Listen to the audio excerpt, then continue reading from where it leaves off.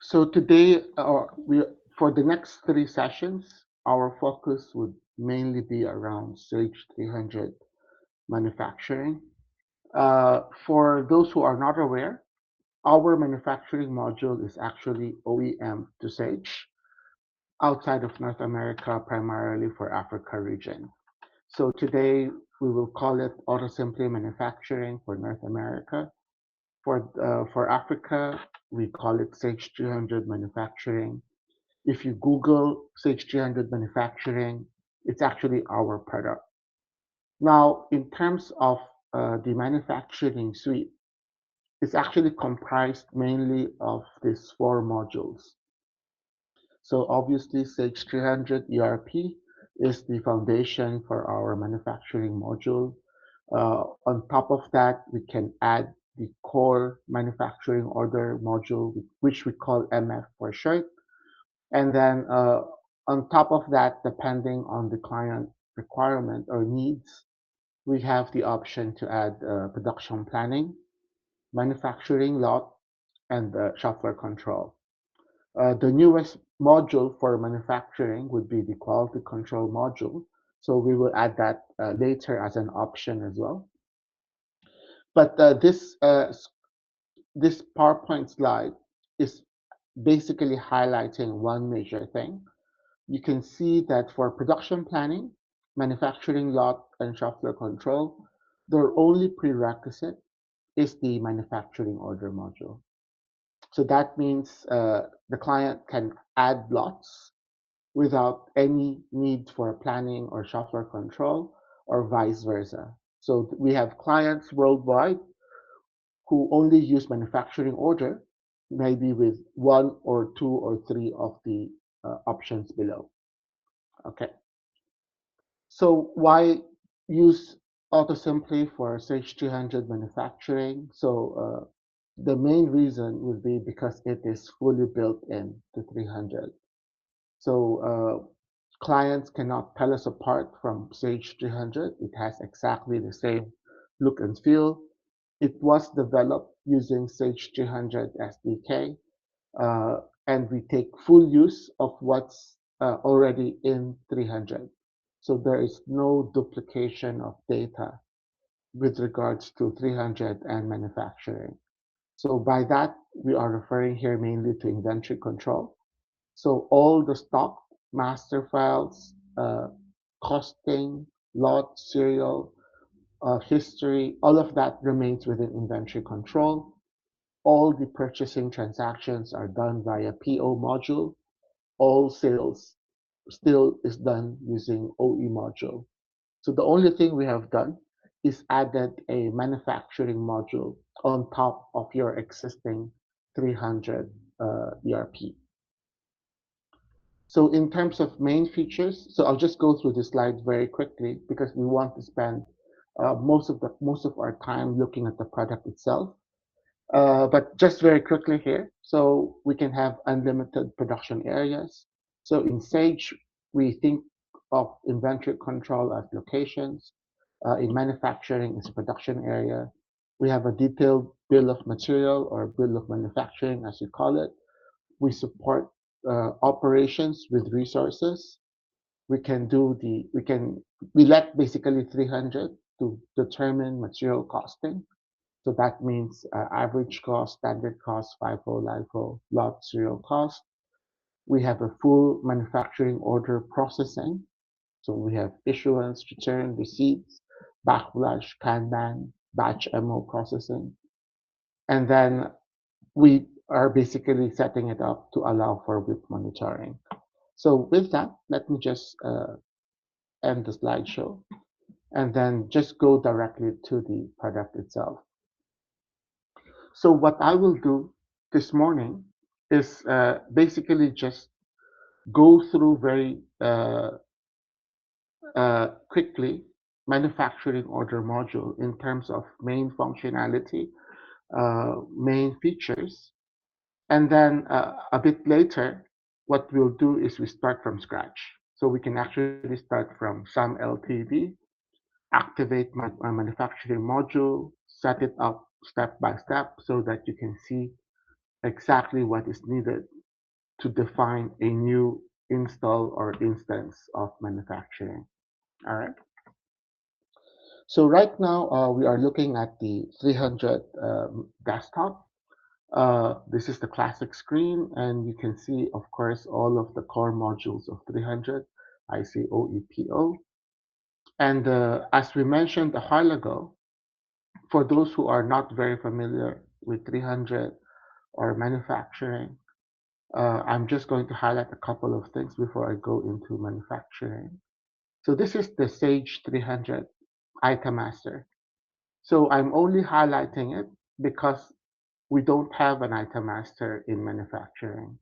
So that means every item is defined in the Sage Inventory Control Item Master.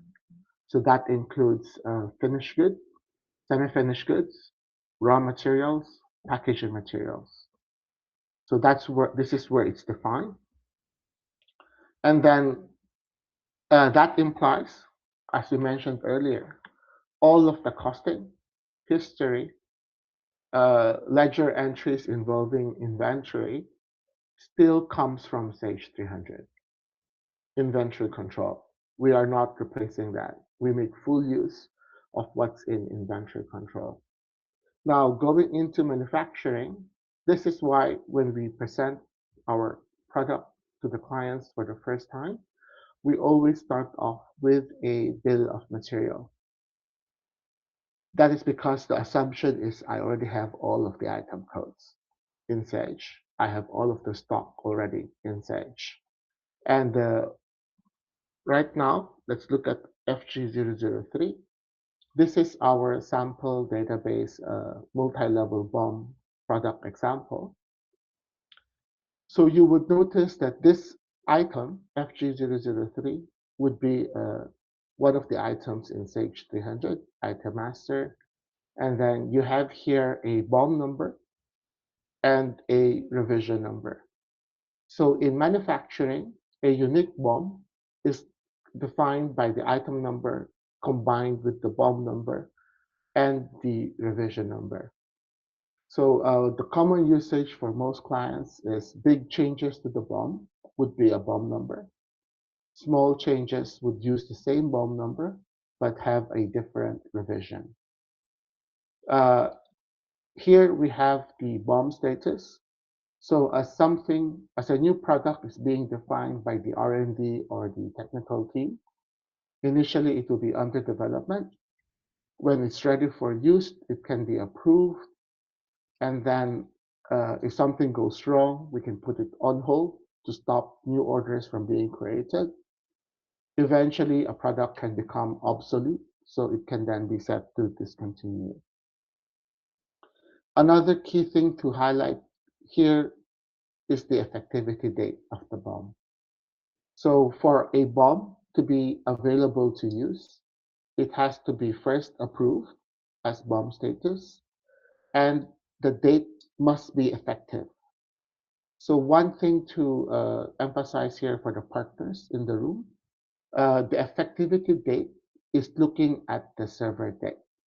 So it's not the session dates.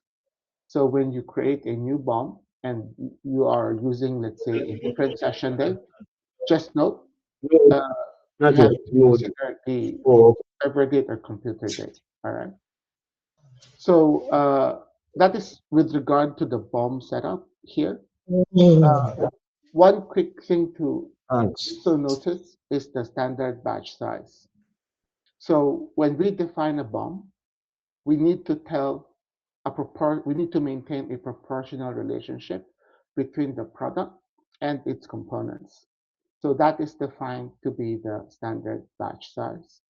For clients or partners familiar with the IC BOM functionality, let's just put them side by side and let's use it as a way to compare. So we have an idea. So let's put them side by side here. So as we were mentioning a while ago,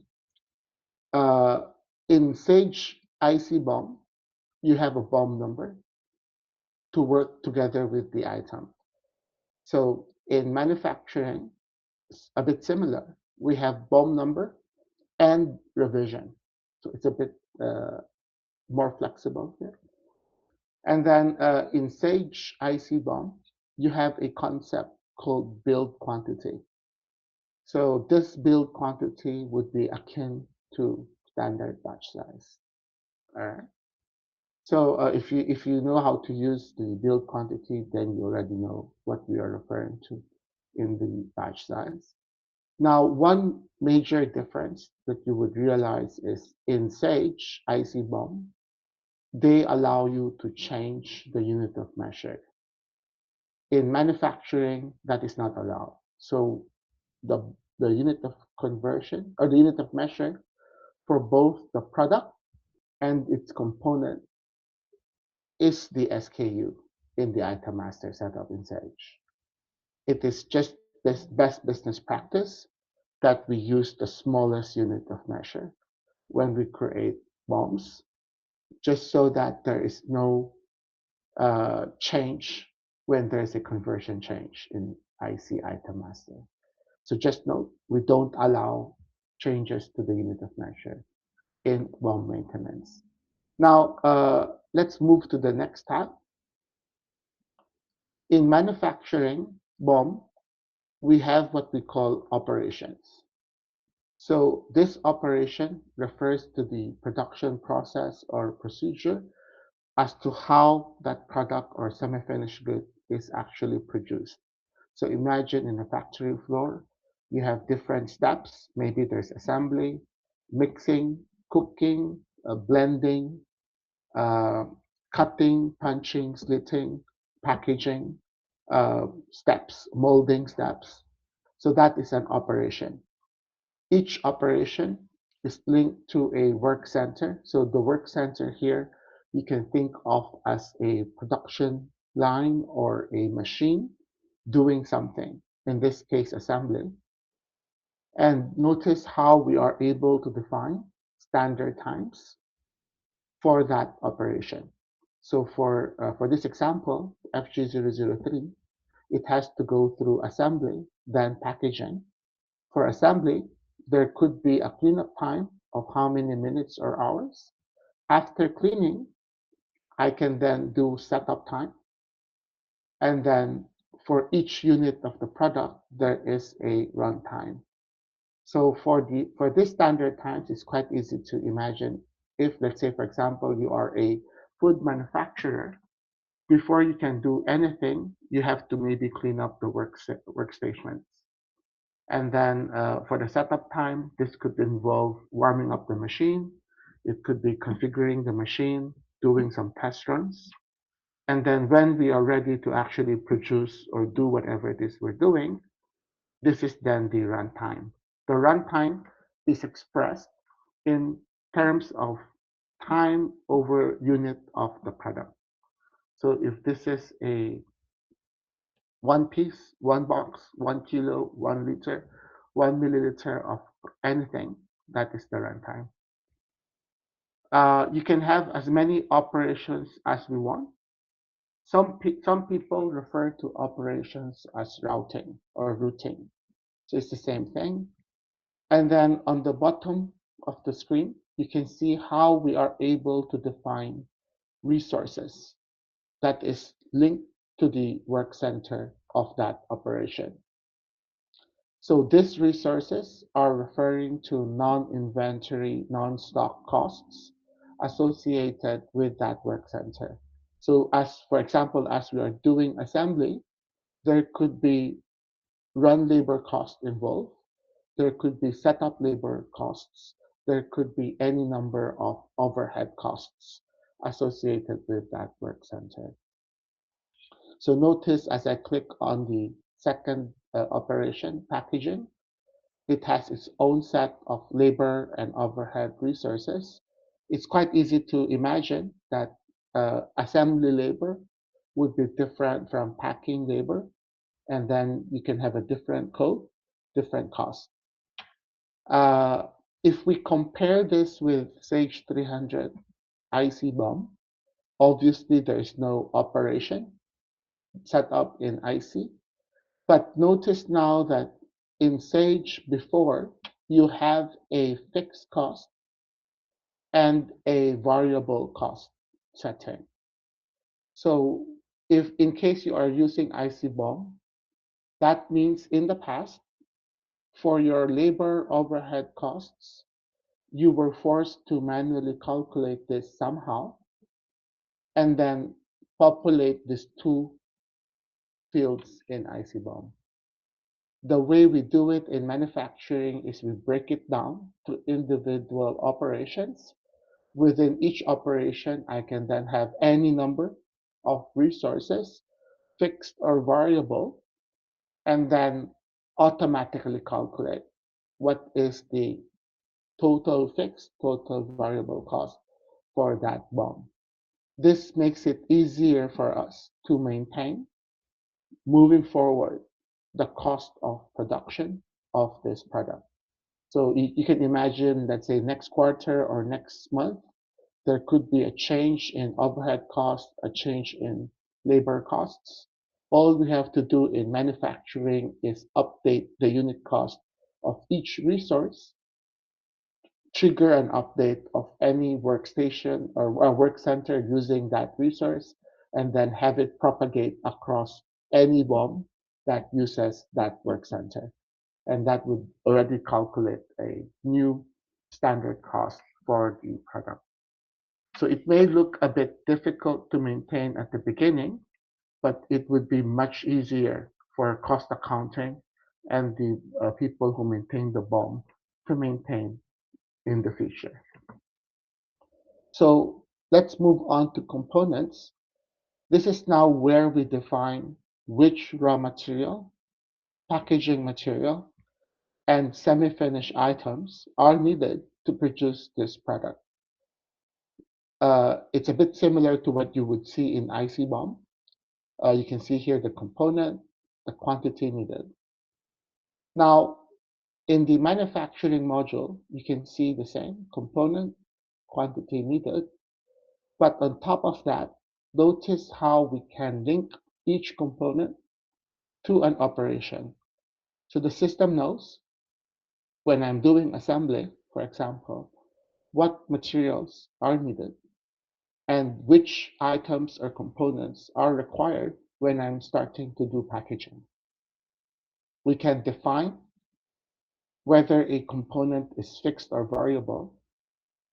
Notice as well how we are able to define on a per component basis whether it's considered a direct raw material or a packaging material. So we are forced to define the type of item during the BOM maintenance because in IC item, there is no item type to choose from. All right. Another key thing to highlight here is the location code.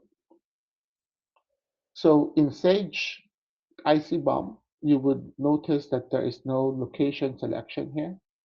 That means when you're doing ICBOM, IC assembly in the past, you were forced to move the raw materials to the same location as the products in order to be able to do an assembly run.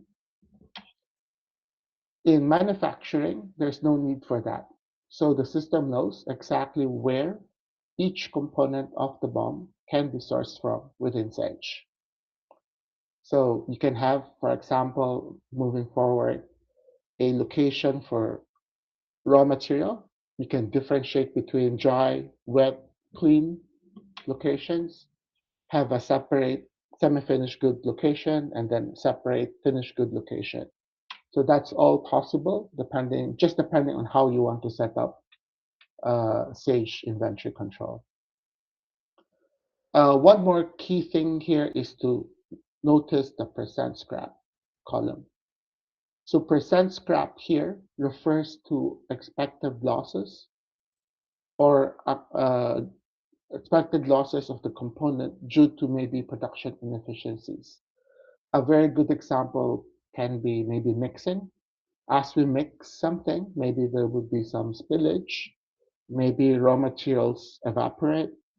Another good example would be cutting or slitting operations. So if the client is using metal rolls or paper rubber rolls, obviously they would cut it. There would be some loss that they cannot avoid. So if we put a 10% scrap, for example, this just means that the system needs to account for that expected loss and then calculate the standard cost as well as use it for material planning when it comes to this component. So we call that percent scrap. A very similar concept uh, commonly used by production managers would be like yield percentage.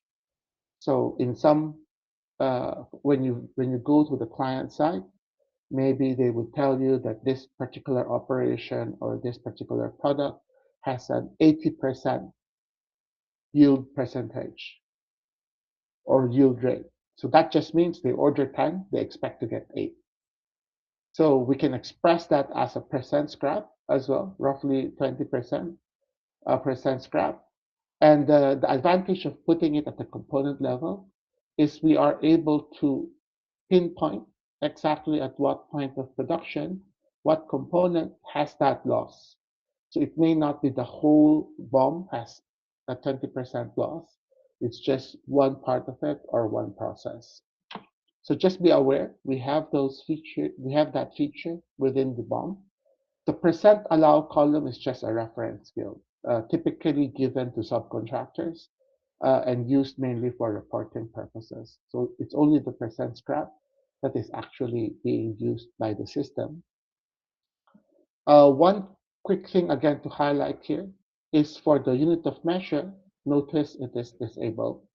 As I said earlier, we don't allow people to change the unit of measure at the component or at the finished good level. All right. So just be aware, I'm going through the BOM rather quickly, and this is just meant to give you a very good overview of what manufacturing can do before we go back to a blank database and start setting it up step by step. So we will go back and talk about each of this feature a bit later when we set it up. All right. Now, just very quickly for the BOM versions.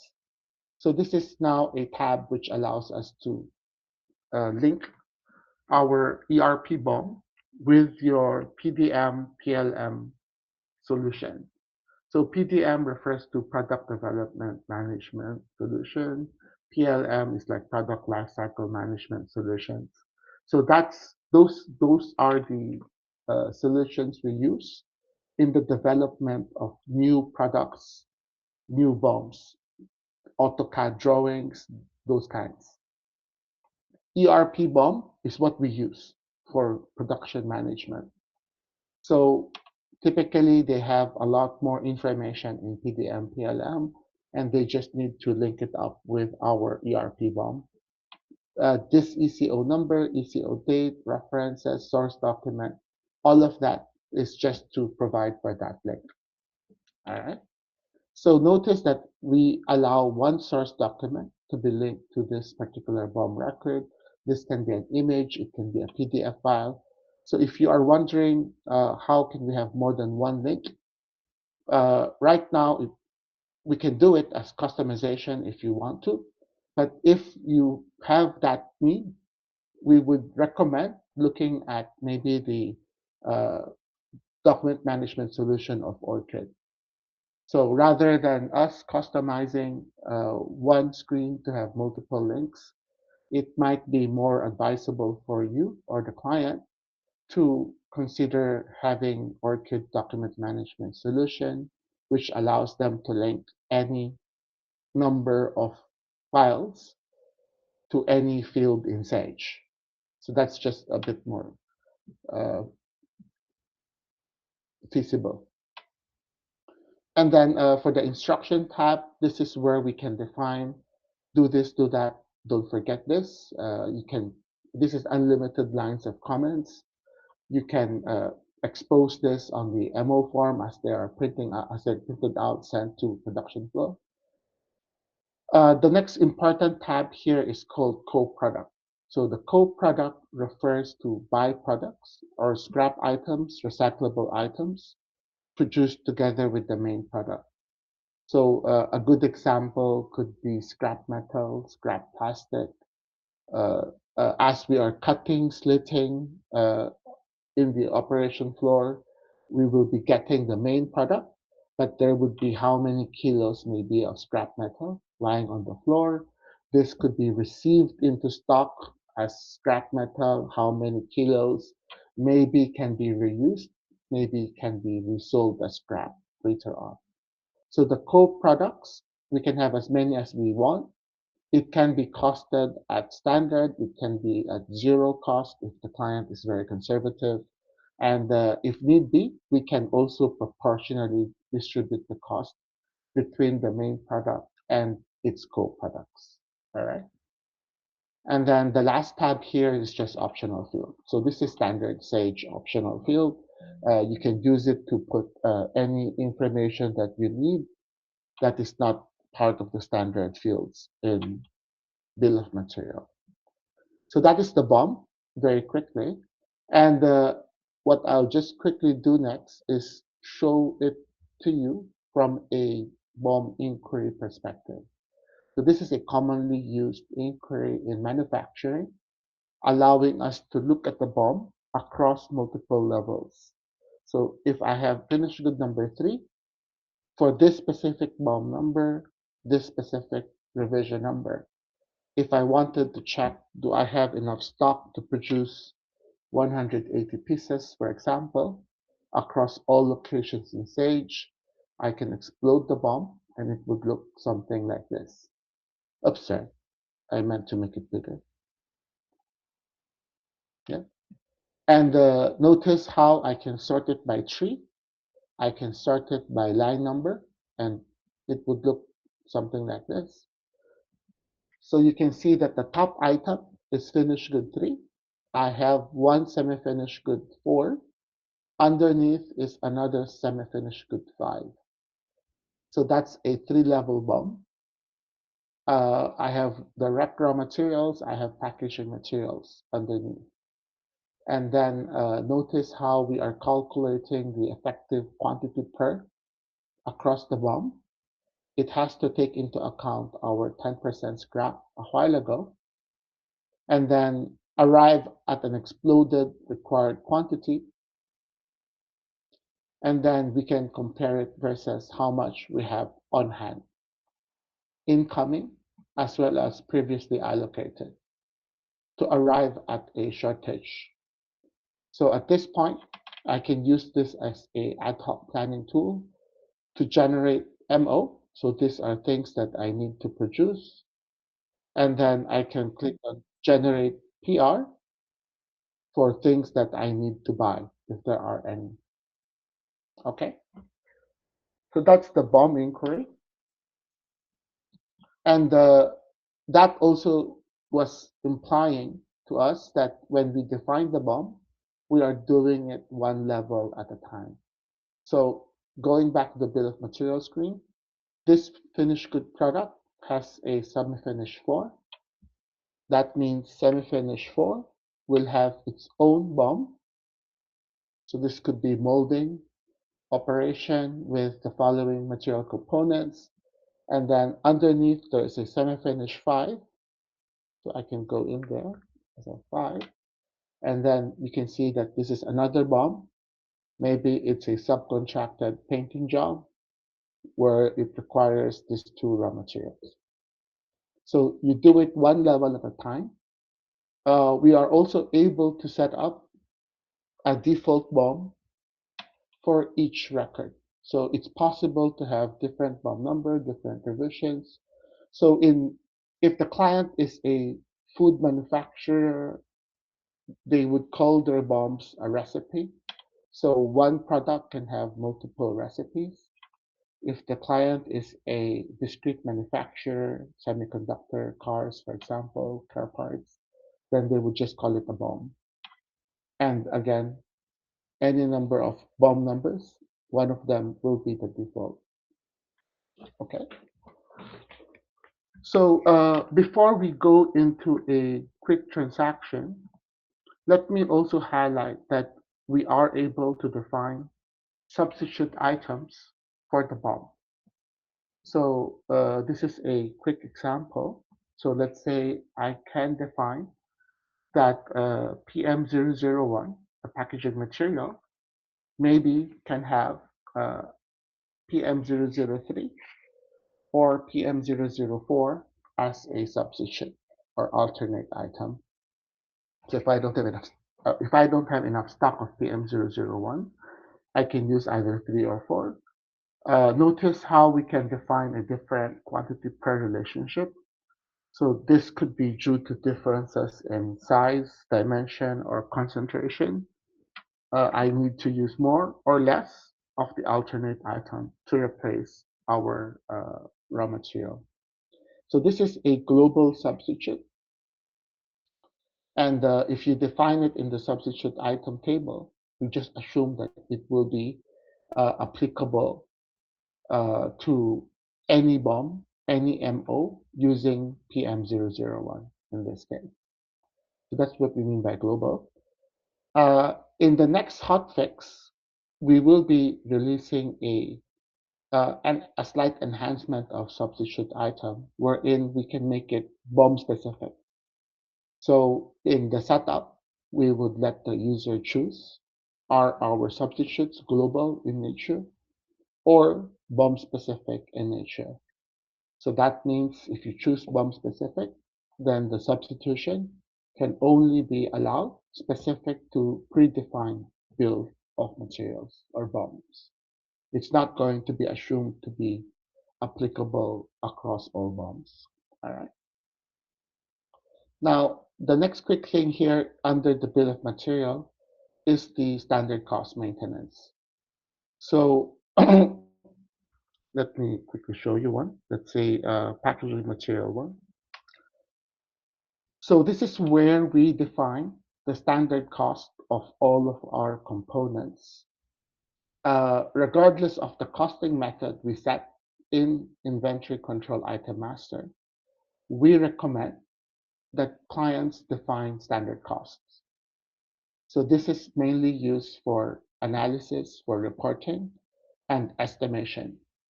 So though it is not required, it is highly recommended to define standard costs.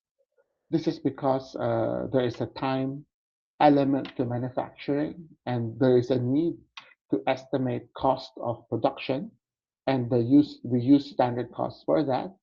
And if you don't define standard costs, it would cause big fluctuations during the processing of the order later on. So we only expect clients to define the standard cost of raw materials and packaging materials. So they need to define this.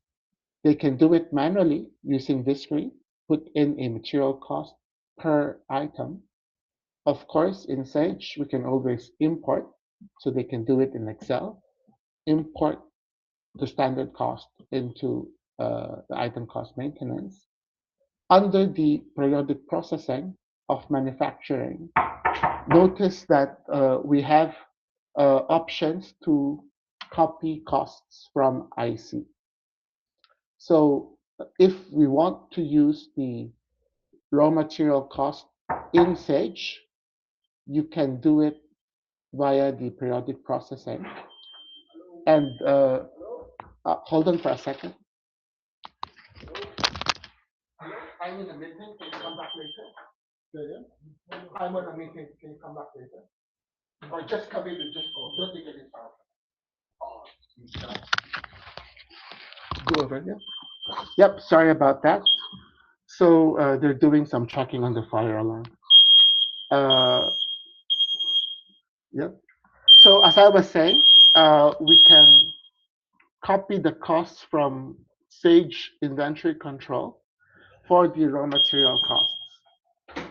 So it could be average cost, it could be last cost, it could be most recent cost. So if it was, let's say, average cost, sorry for the beeping, you have an option to choose a range of locations, maybe add a percentage if needed. If we were doing it for last cost or most recent cost, you can see that we can select the location code and add a certain percentage to it. So this depends on the client, how good or how strict they are with the maintenance of standard costs. For some clients, standard costs should be defined maybe quarterly, monthly, or half a year, 1 year, and they have other ways of doing it. But if the client is not very particular about standard costs, this is a way to simplify the processing. So maybe just use average cost, copying 10, adding 10%. So you can do it for the raw materials. Now, what about the semi-finished goods and the finished goods? That's where the BOM cost rollup would come in. So after we update the raw material costs, for standard costs, I mean, we can then use the BOM cost rollup to calculate automatically the standard costs for semi-finished goods as well as for any finished goods. So if we go back and compare that to what the client might be doing in Sage right now, in Sage, the only place where we can define standard costs would be in the item IC location details table. They put it in the standard cost field here. And of course, this is manually defined. So they have to manually calculate what is the standard cost of raw material, what is the standard cost of semi-finished goods, what is the standard cost of finished goods. In manufacturing, as I said, we just do it for the components. We can copy it, import it, and then we can automatically calculate the standard cost of any BOM, whether it's a product or a semi-finished good product. We actually have a visual process flow on maintaining bills of material, and you can see it here. So we are just highlighting that whenever there's a new product, we define it in inventory control item. We define the standard cost.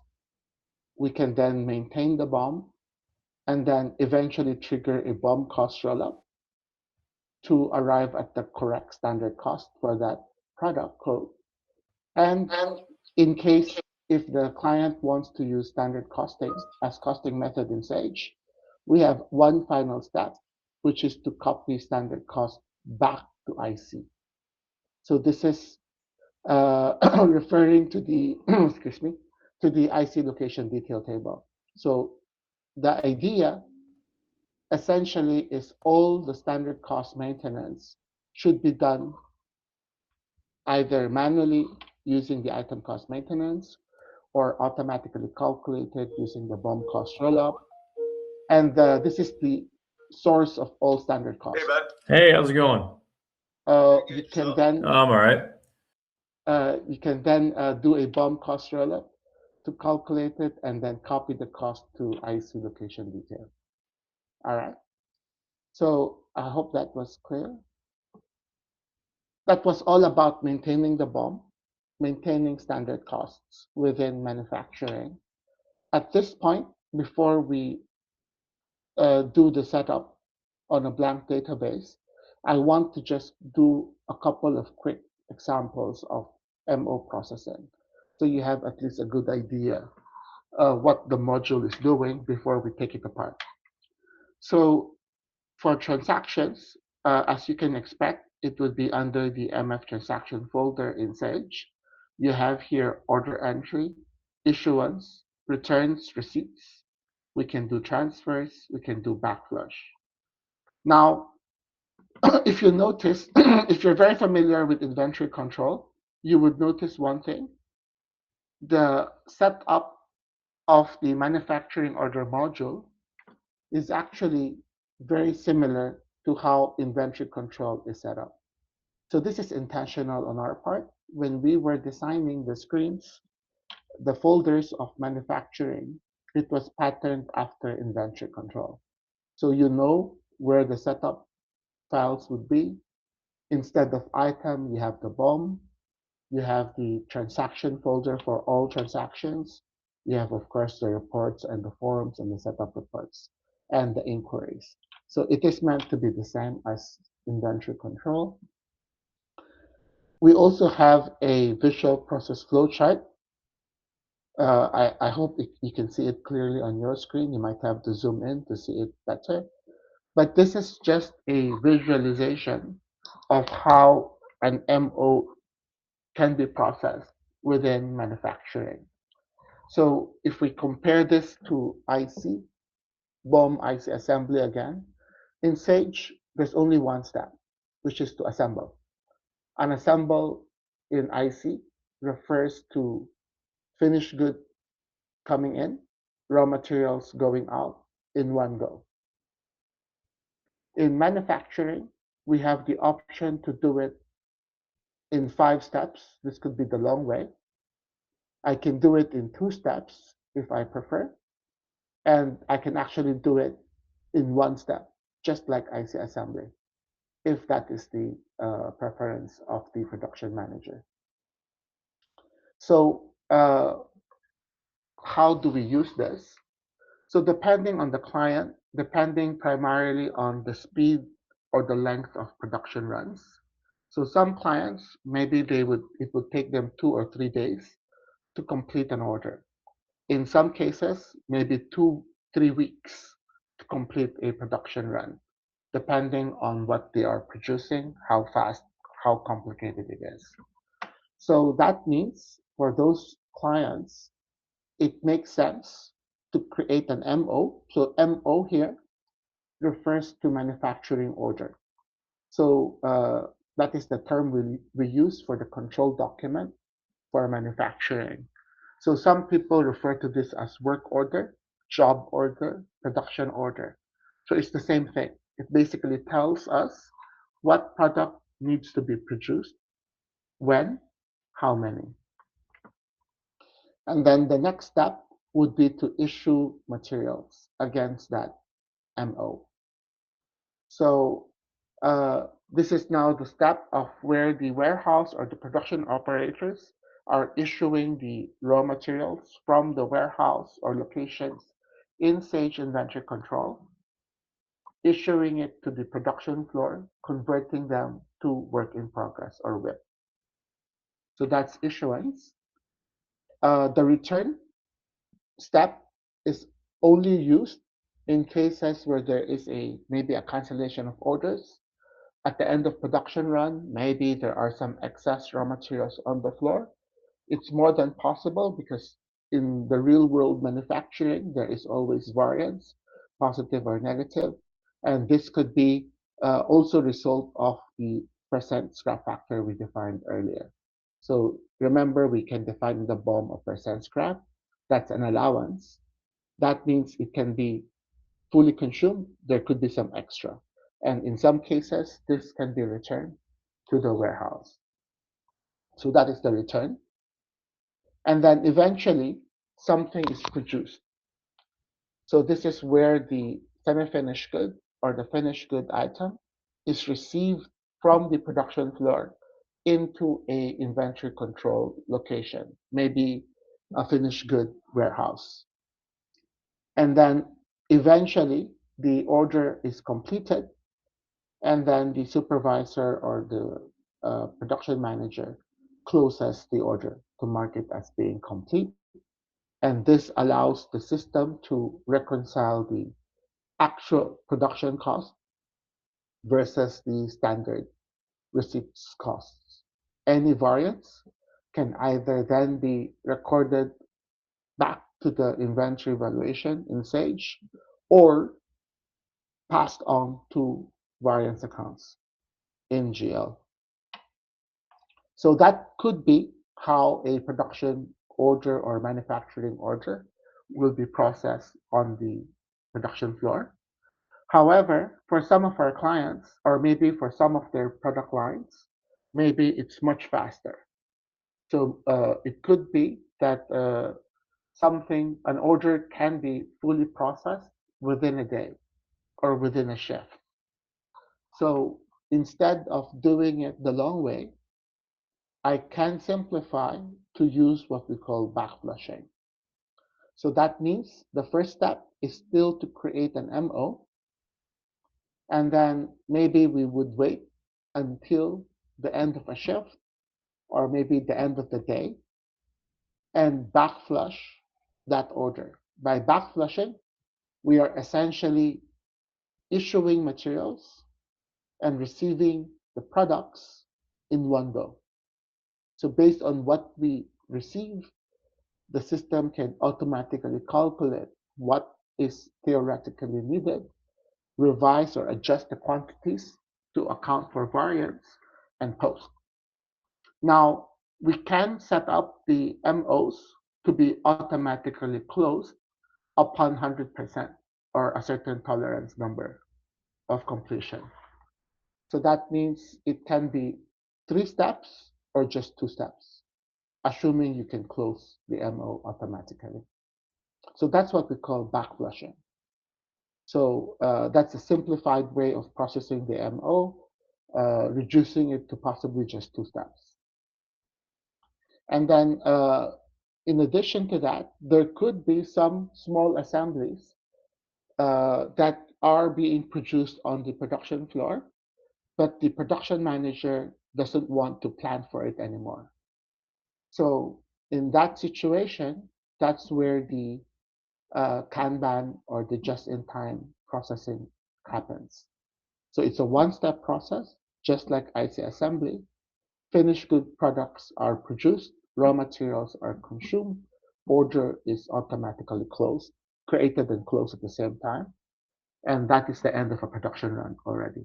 So it's just trying to record what has already happened in terms of actual output, actual consumption. So those 3 processing options are basically how most of our clients are processing the manufacturing orders in Sage 300 manufacturing.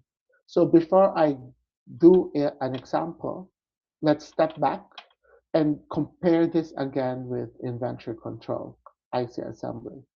So one question might be forming in our minds. So how do we know if the client should use IC assembly only and IC BOM? At what time should they consider to move to Sage 300 manufacturing? So the quick answer to that would be number 1, production variance.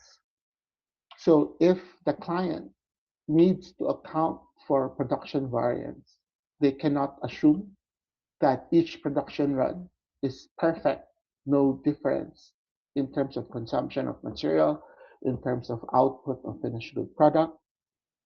That already in itself would push them to use Sage 300 manufacturing. So for those, of course, familiar with IC assembly, you know that IC assembly cannot cater to any variance. It's 100% perfect production runs. So that's number 1. Number 2 would be the need to track status of production. So because IC assembly is a one-step process, there is no way for the client to use IC assembly to know what is being produced on the floor right now, what is going to be produced next week, how much of components are allocated to production today, tomorrow, next week, or even yesterday. So there is no visibility in that sense. It's just recording what is being what has been assembled already. So imagine if the client is running a production for a week's time. So maybe they start the order on Monday, issue raw materials on Tuesday, and then start receiving output on Thursday, Friday. If we use IC assembly, nothing is happening on Monday, nothing is happening on Tuesday. We need to wait until Thursday to do IC assemblies without a visibility of what else is incoming for that order and then end on Friday. So there is a visibility issue for MO status, for component status across the whole line. So if that's something that is critical to the client, then again, they need Sage 300 manufacturing. All right. So those two key things are the primary differentiators. And then, of course, later on, when we talk about planning, production planning, shop floor control, those are more uh, uh, more detailed requirement for manufacturers. But those two, variance and status tracking, is essentially why they need Sage 300 manufacturing already. So with that intro, let's now go and do a quick example wherein we want to create one MO, issue the raw material, receive the product, and then show you the result. So this is now the MO entry screen. We actually have a lot of ways to create an MO. It can be based on SO, it can be based on quotation, it can be generated from production plan, generated from BOM query, as we talked about earlier. So there's several ways of doing it. But for this morning, let's just create one manually. So this is FG003. How many do we want to produce? Which BOM code should I use? If I have more than one approved BOM, effective BOM, I can change it. This is when it should start. This is when it should be completed. This is where it is going to be produced. So you have the order date, the due date, and the production area selection. When we add the order, so MO32, initially the MO status can be new. That means only the supervisor or the planner can see it. Nobody else can see it. Eventually, somebody can approve. So the system will track who is approving when. This is now visible to everybody in the company, but it's not yet active. So what do we mean by that? So if I go to manufacturing, where used inquiry, sorry, I meant to go to the where used inquiry. So where used inquiry, for the finished good item, when we do a query, we know there is now a on order quantity. If I click on the on order tab, I can see the one that we just created, MO32. When will it be due? How many? So I can see in terms of status.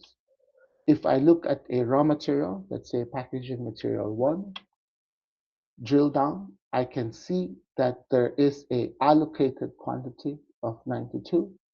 And if I go to the allocation tab, the same MO32, but this time, of course, from the point of view or perspective of the MO component. All right. So everybody can see the effect. I can plan for it, but it's not yet active. So we actually need to wait for the manufacturing order to be eventually released.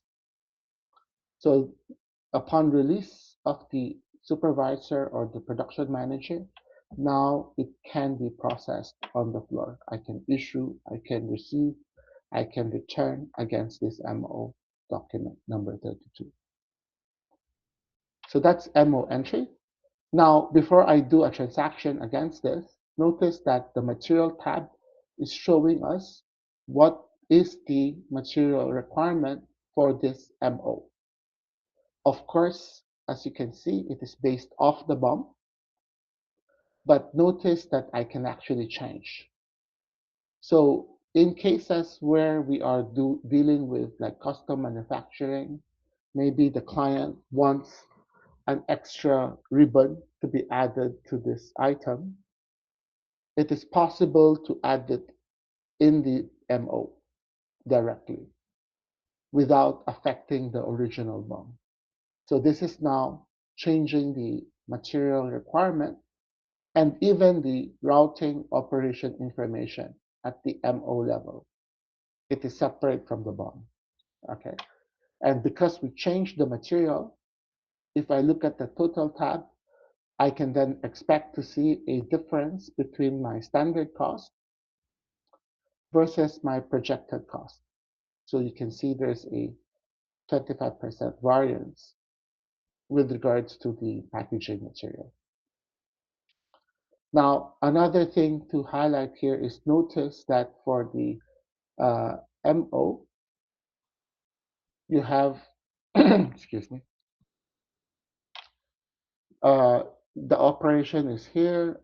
Under the operation tab, you see the actual setup time versus projected setup time, actual runtime versus projected runtime, actual cleanup time versus projected cleanup time.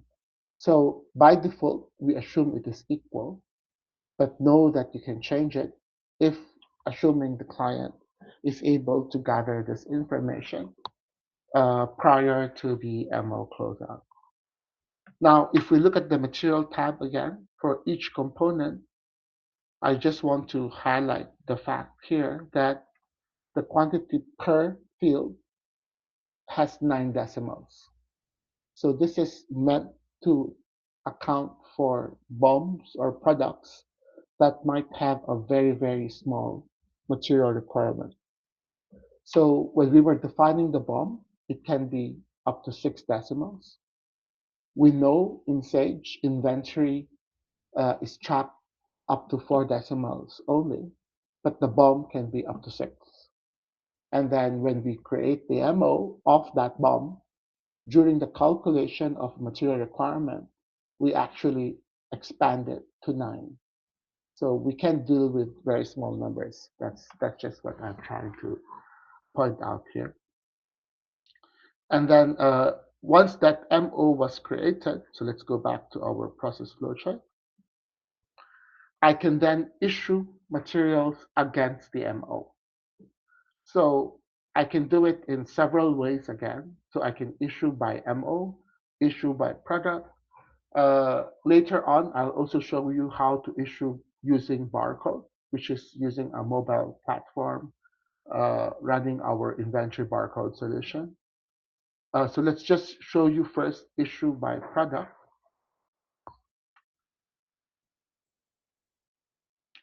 And this is now opening the issue by product screen. In this issuance mode, this is most useful if the client is doing partial issuances. So let's say I ordered pen, but maybe I want to only produce half of it today, half tomorrow, for example. So this is now extracting the MO material requirement.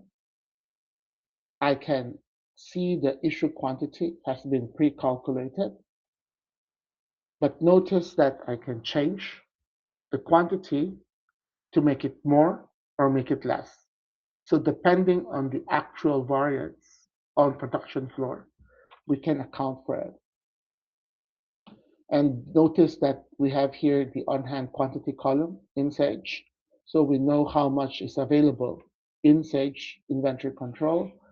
If the item is lot or serial track, then we can assign lot serial during the transaction. The system is actually keeping track of that. You can see the lot and serial flag here.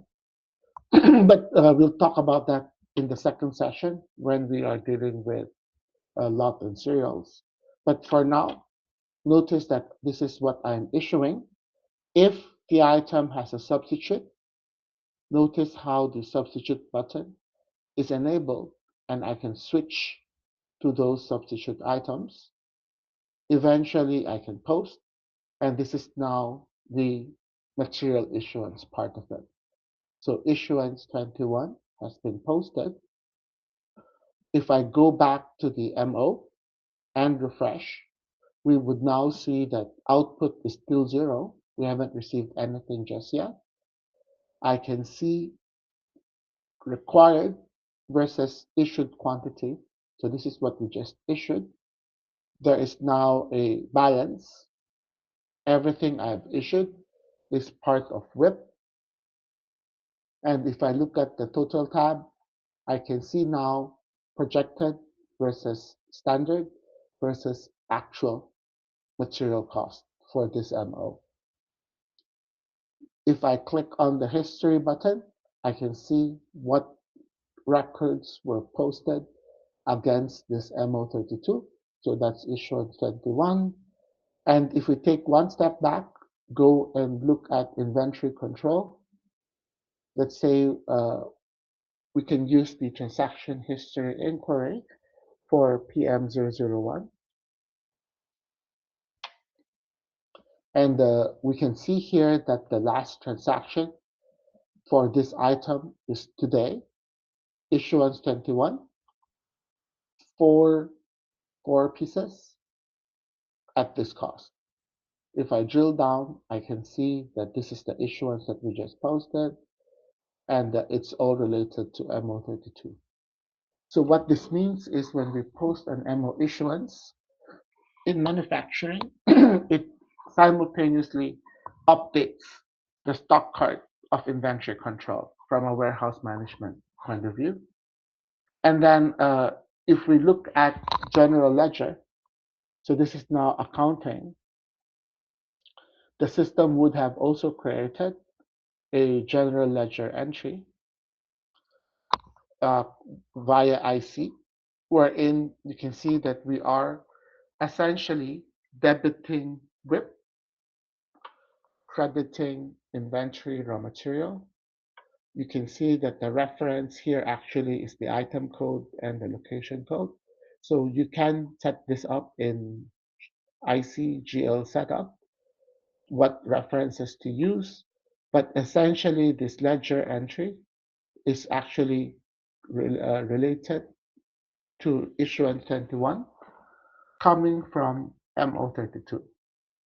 So the bottom line is when we do a material, when we do a manufacturing transaction, it automatically updates the inventory control stock card, which also automatically triggers the creation of general ledger entries for manufacturing. So that was the issuance step. Let me then just very quickly show you what the other option here was, issue by MO. So this is the same issuance transaction, but notice now that the way it's being done is via MO range. So I can issue for MO32.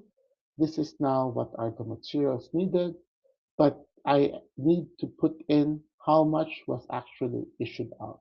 Of course, I can issue all if I want to. But the point is this way of issuance gives us maximum flexibility, but then quantity has to be entered, unlike the issuance by product, which can auto-populate based on partial runs. So just know that you have these two options on how to do it. So that was issuance. Return, we'll skip it today. It's just the opposite. So it will reverse the issuance, put it back into stock. The ledger entry would be the reverse as well. So debit raw material, credit WIP. Eventually, something is produced. This is now the product coming in. And this is, let's say, MO32 that we are receiving. What items are coming in. In this particular example, I actually have a co-product. So maybe this is scrap metal. So maybe as of this point, I have already produced 5 of my product, and then maybe there was a 0.05 kilo of scrap metal. So this is how we are entering it, and we can post. So this is now a receipt. Sorry. Okay. Hold on for a sec. I changed my setup when we were doing the training in Vancouver. So let me just do one quick change here. So we'll talk about all of these options later on, but that would be enough to proceed with our example. MF transaction receipt again. So let me do that one more time. So MO32, we said that we are receiving half of it for now, and maybe 0.05, point, sorry, 0.05 of the co-product and post. So this is now the receipt being posted, number 14.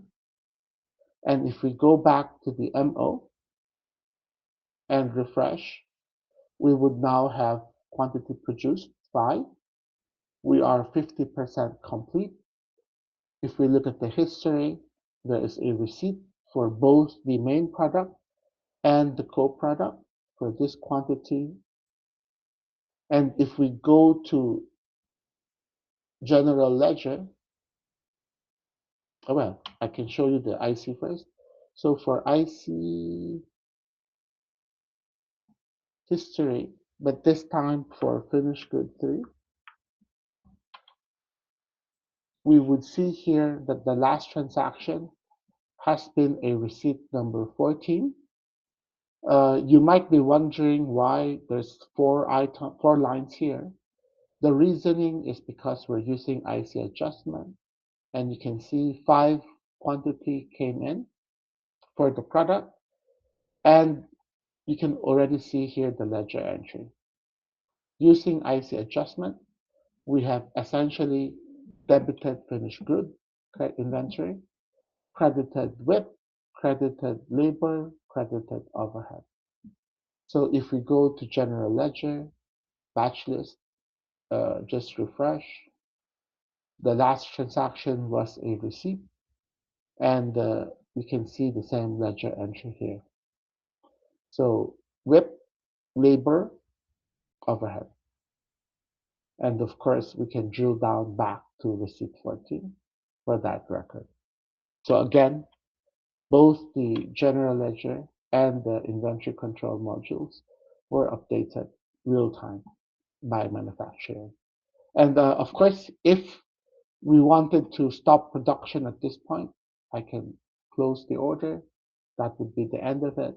But let's use the same MO, number 32, to also quickly demonstrate the backflush processing.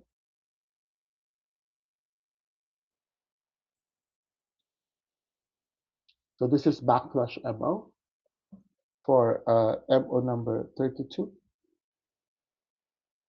And notice now that the system is able to detect that we have made a partial receipt a while ago. It's 50% complete. I can actually receive the balance. So this is warning us that we are going to have extra consumption, but let's just ignore that for now. So when I received all, you can see that now we are receiving 5 and 0.05 as expected. But of course, I can have variance here if needed. On the issuance tab, I'll just make this bigger. On the issuance tab, I can see what materials were needed by this MO. The quantity to be issued is based on our BOM, but again, I can modify as needed. And if I wanted to issue more than what is expected, this can trigger a warning or an error message, depending on our setup. And then, assuming this is what has actually been consumed, I can post. Again, we're just running. And this is now, this is just posting the receipt. So that was doing a long way, doing the MO processing the long way. So issue, receipt, and closeout. And we can do it the short way, which is backflushing the MO as well, if we want to. And then just very quickly, before I go to setting it up from scratch, the last one is just Kanban. So Kanban is just processing the MO or processing the BOM in one step. So if we wanted to produce the same item as before, quantity 10, for example, I can verify if I have enough stock to produce 10, and then post, that would actually already create an MO, issue, receive, close the order in one step. But prior to posting, the user has an option. For one, I can change the co-product. So maybe I am receiving 0.09 kilo of co-product. Maybe there is a variance at the material level. So this was expected to be 10, but maybe I only used 9, if there was a variance there, and then eventually post. So this is now creating a MO, issuing, receiving, and then closing the order. So that is now Kanban number 8. We call it, we generate a specific number for that. And if I go now to the MO entry, I can actually see a new order created by the system, which is called Kanban number 8, wherein the order 10 received 10 and the order is already closed. And if I look at the history, there is an issuance. Let's make this a bit bigger. I can see the issuance history. I can see the receipt history and the order closeout history. So Kanban can do everything in one go. And as I said, very similar to IC assembly, the major difference is in Kanban, I can still make some variance adjustments. So there could be some, I could have used more, I could have used less of components, I could have received more, I could have received less for the product output before I post the Kanban. Okay. So for now, let's leave it at that. That's a very good overview of manufacturing order processing. What we want to do next is show it to you from a setup perspective. So what I want is to show you how we came up with the BOM, how do we define production area. Uh, let's set up a very, very simple BOM just to do some transactions against it so you can get a good feel of how the costing is being done by the system. So with that, let me just close all of the screens for manufacturing here, and then go back, log in as TST001. So this is a different company. So in this database, there is no MF manufacturing module activated yet. So the assumption here is, of course, you will install manufacturing module the same way as any Sage 300 module. The MF73A folder would be under the program file of Sage. And to start off using MF, we need to do a data activation. And we need to look for manufacturing order, 73A. Notice that whenever we install manufacturing, it actually also installs the manufacturing lot module. So depending on the client need, you can choose to include or not. But note, this is a different module, different license control. So at this point, we just want to activate manufacturing order. So let's give it just a moment to activate. Okay, just to quickly recap. So what we have done is just activated manufacturing order module on a blank SAM LTD sample database. So our intent here is to create a manufacturing environment from scratch to show you how easy it is to do and use the chance to highlight some functionality as part of the setup. Okay. What I have only done as of now is do the DB setup. So as I said earlier, this is the first thing that we need to do after a manufacturing order module has been activated. So this is, as you can see, similar to the Sage 300 database setup. The information is essentially the server, the database ID we are connecting to, the SQL user ID and password. And then I just quickly mentioned the registration screen within the manufacturing order module. So the key thing to note here is we are not using the standard Sage 300 license manager to put in the license keys to our products. So it will be done through this registration screen. Now, after that, what I did was actually just go to inventory control, IC item master to create 3 items. So I've already done them. So this is now FG001, that's finished good sample item. And then I created raw material 1 and raw material 2. So that would comprise our basic BOM that we will be using for the presentation later. And then, of course, later on, I have to receive stock so that I can issue it. But with that, let's go back now to the manufacturing setup tables.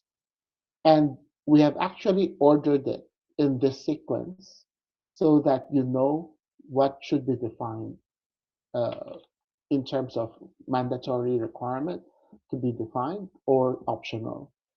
So the first one, of course, is always the MF options. So this gives us a lot of things to set up, whether we want certain features to be used or not. So one quick thing to notice here is, for example, do we want to automatically close the MO once an order has been received? So that is the checkbox there. If the tolerance is set to 0, that means it has to wait until the order at least is 100% complete before it closes automatically. If I put a 10% tolerance, it only means that the system can close the MO even at 90% completion. So that's just an example of something that can be defined under the MF options. But let's leave it at that for now. The next setup that we have to do is the account sets. So most of you guys would be very familiar with the IC account sets. The key thing to note here is notice that there is no new button. That means the account sets here are referring to the account sets that we have defined in Sage 300. And that is how we are linking the account sets for manufacturing to the item codes in Sage Item Master. So in effect, we are just supplementing the account set table of Sage. This is the WIP account that we want to use. So I'll just quickly maintain this. So I'm using the inventory. Oh well, I can use 1340 for WIP setup labor. So I'll just select any field here. Let's say labor burden. For simplicity, I'll just use the same. For run labor, for subcontract, okay, let's see if we have that one in Sage. So yeah, you can use that. And then overhead, you can use any of this. So this is, okay. Uh, I need to define a WIP category, but before I do that, I just want to highlight that for the setup labor, run labor, subcontract, overhead bills here. This should be the absorbed labor, absorbed overhead costs. This is different from the actual labor, actual overhead accounts that you would be using in your chart of accounts, right? This should be absorbed. Now, the last thing that I need to define here is the WIP category. So this is actually a category setup in Sage. It's a little bit convoluted to explain, but let me just quickly do it. So I'll go to IC categories and define a special WIP category that I want to use for manufacturing. So let me just quickly do this, and then production variance, and I'll explain a bit later. So let's say cost variance 999. Okay. So this is now my IC category special for WIP. And let me go back to the account set here and just whip that in. So that is the definition of the MF account sets. So I think it's not, we don't need to discuss in detail what is WIP, what is labor, what is subcontract. Accounting people know it already. What I just need to explain is what is the WIP category for. So this is used during the MO issuance step, wherein when we issue the raw materials to an MO, we need the system to debit WIP, credit raw material inventory. Later on, I'll show you when we do the MO issuance, it's actually using IC shipment transaction type. And that is why we are using a special IC category for use for MO issuance, because the IC shipment uses categories to determine the debit contra account. And we want it to use WIP. That's why we put it on cost of goods sold. And then if in case the client is using standard costing as costing method, then we want to capture the material usage variance as well. That's why we only need to define these two account sets, two accounts here under the category table. So let's just leave it for now. I'll come back to that when we do the MO issuance. But at this point, we have set up account sets for AVG, the only account set we want to use today. And then for production area, this is now referring to the factory floor. So here, I'll just create a production area 1. So this is production area 1. And then I can link it to the location as well as define who has rights to this production area. So 2 things to note. Number 1, the IC location that we link to this production area is referring to where we expect to receive the finished good or the semi-finished good item. So it's the destination location. The BOM, when we were setting it up earlier, actually was pointing to the source location of components. But I'll highlight that a bit later. Just note, production area, IC location is the destination. We have a record level security that we can apply to the production area. So we can determine, set up in manufacturing order, who has rights to this production area. All right. And then lastly, notice that we do have like an area type setup. We can differentiate whether you want the production area to be an internal one, or maybe you are using it to simulate a production floor at your subcontractor. So that's production areas. The next we need to define is work center. So as we said, the work center typically refer to a production floor, a production line, or a machine. So for now, I'll just set up one work center. Normally, this is where we define the resources that goes with this assembly work center. But for now, let's just leave it blank. For operation code, This is now where we define which operation are available, so maybe assembly, and link it to which work center, assembly. So this is the simplest setup. One operation to one work center. So if I'm doing assembly, I'm using assembly work center. So typically this is how we would set it up. But note that if an operation can have multiple work centers to choose from, this is how we would define it. So imagine a case where you want to define 2 or 3 different work centers. Normally, it's because of the difference in capacity.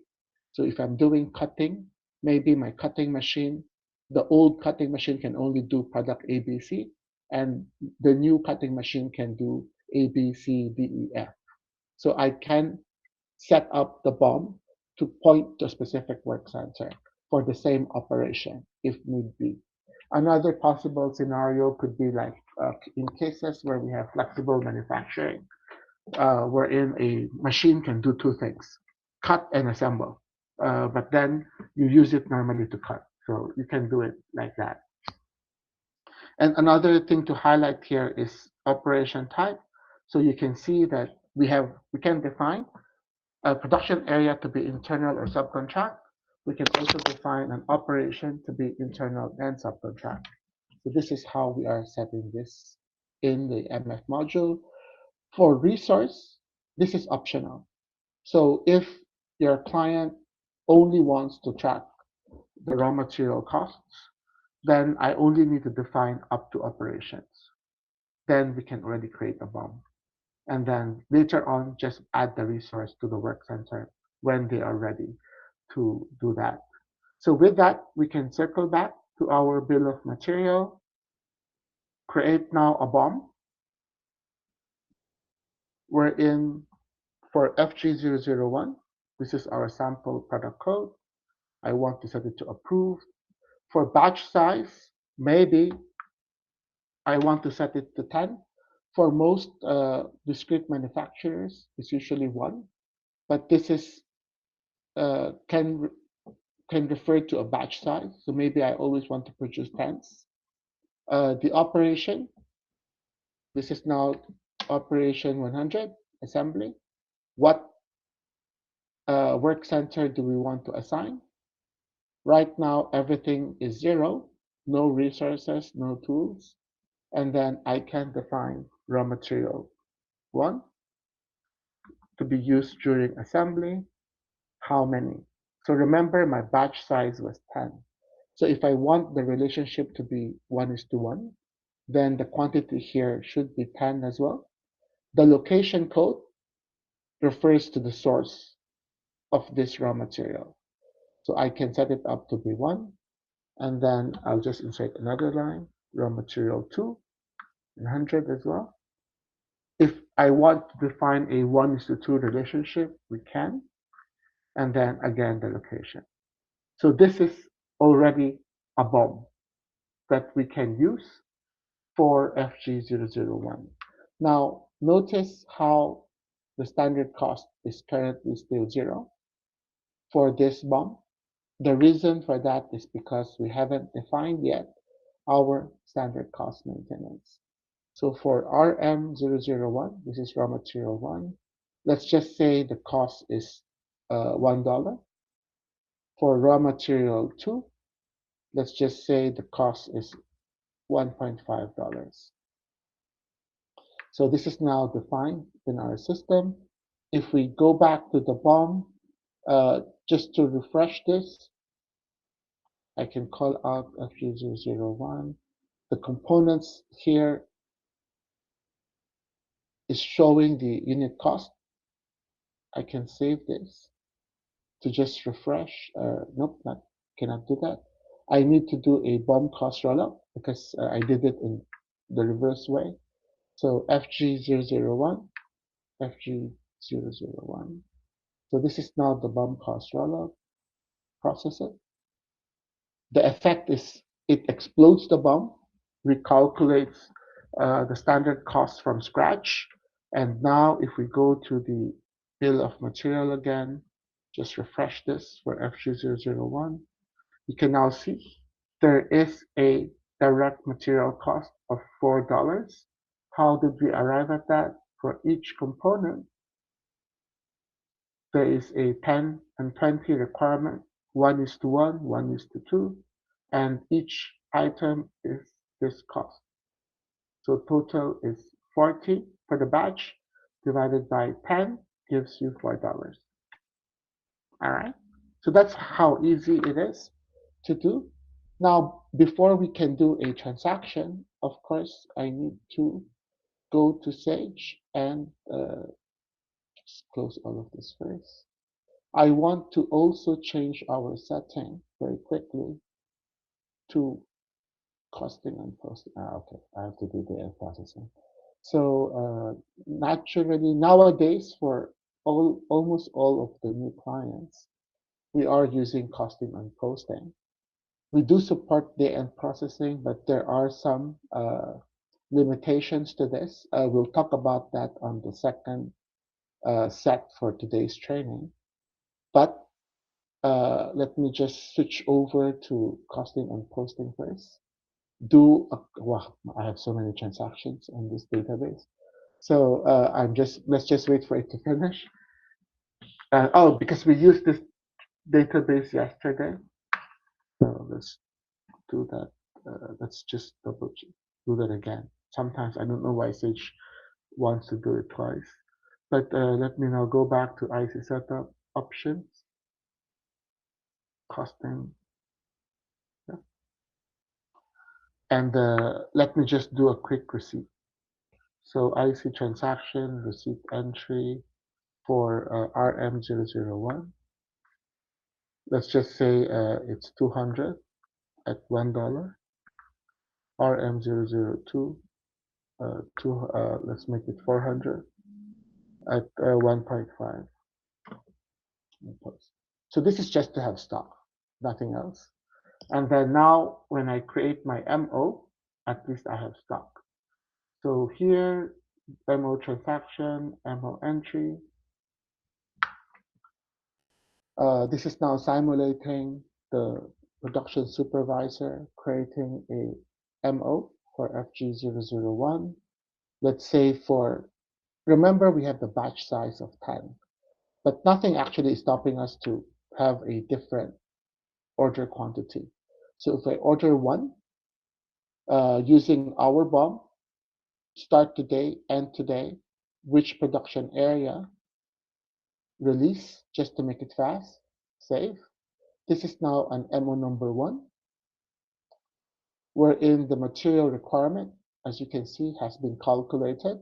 It's 1:1, 1:2, and I just need 1 and 2. And this is now an MO number 1 that I can process. So to make it fast, I can go and do, okay, I don't have visual process chart yet. I can then do a backflush. Remember the two-step process a while ago. If I select production area 1, this is where we expect to receive the finished good item. This is MO1. I can receive all. This is quantity ordered 1. We are receiving 1. Issuance is telling us we need these 2 raw material, quantity of 1 each, and then post. So this is issuing, receiving, and actually closing the MO. So if I now go back to our MO entry, refresh, you can see we have ordered 1, produced 1, MO has been closed because we set it up to be auto close. And then the history is showing us we have issued, we have received, we have closed. And if I look at my total cost, this is my standard, this is projected, this is received. This is actual, I mean. And you can see that there's no variance. So it's a perfect production run using our sample DB. So I think right now it's 11:51.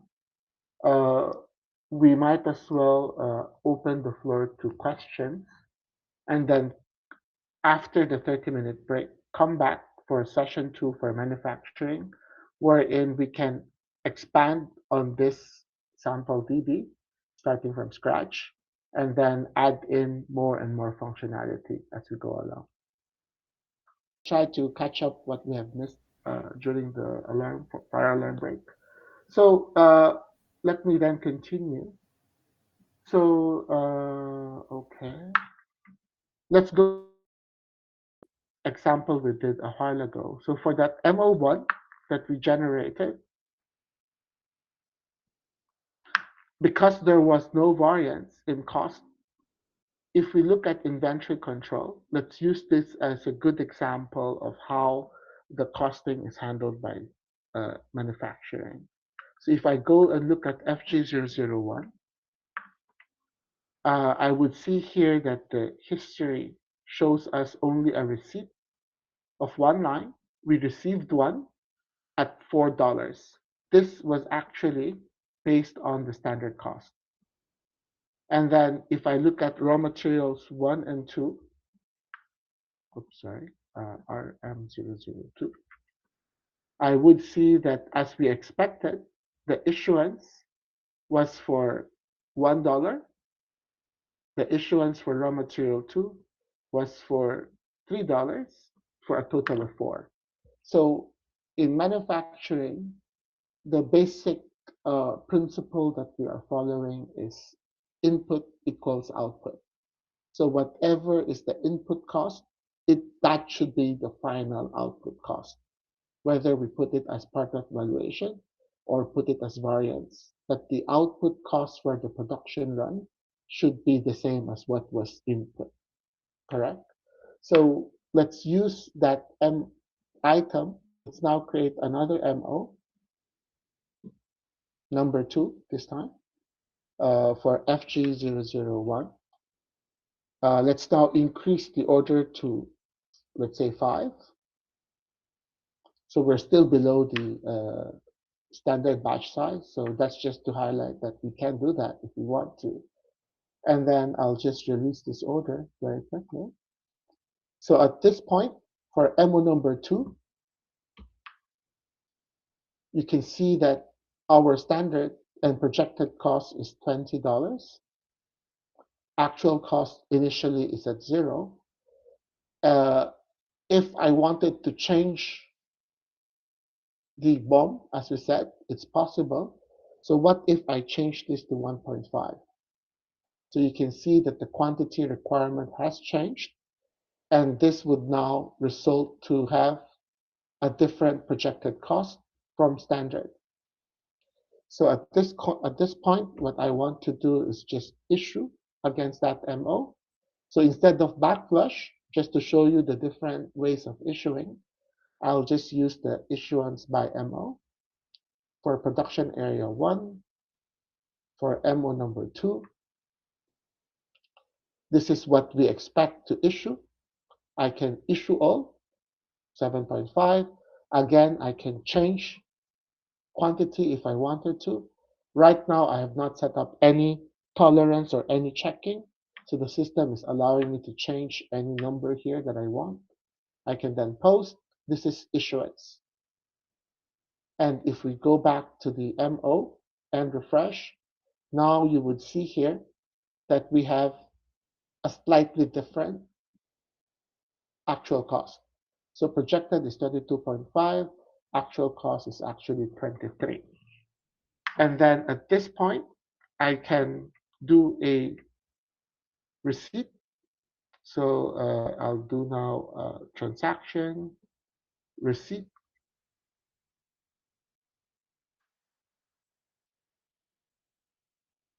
All right, for production area 1, and then for MO number 2, sorry.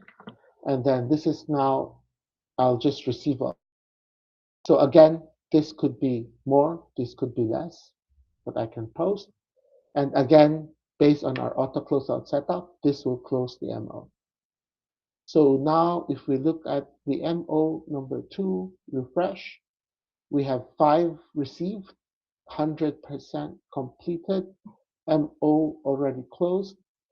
So what we can expect is if we go now again to inventory control transaction history inquiry for FG001, you can see 2 transactions for MO number 2. First one was receipt. I received 5.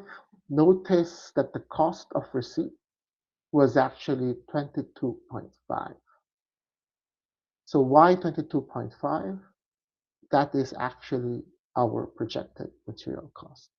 So the system by default is using the projected calculation as an estimate to receive against that MO.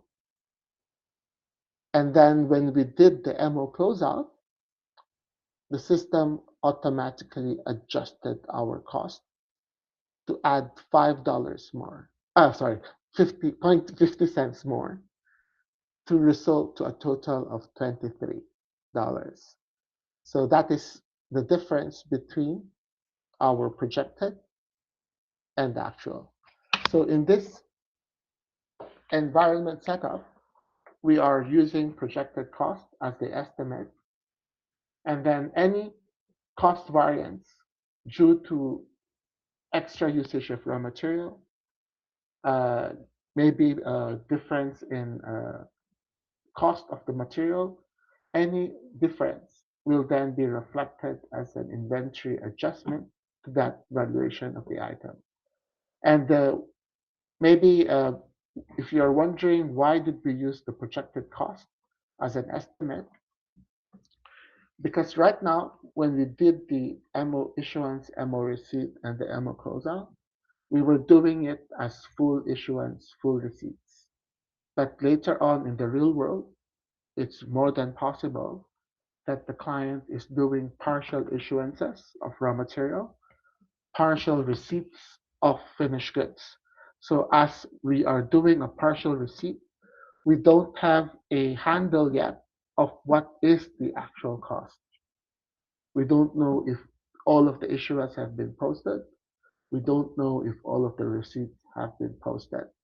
So the system will use the projected cost as an estimate, the best estimate available to the system to receive into stock at that temporary valuation and wait until the MO is actually closed. Then do an adjustment against valuation or post it to variance. So I think we can cut off here. And then when we come back after 30 minutes for session 2, we can create more complicated scenarios and add more functionality. All right?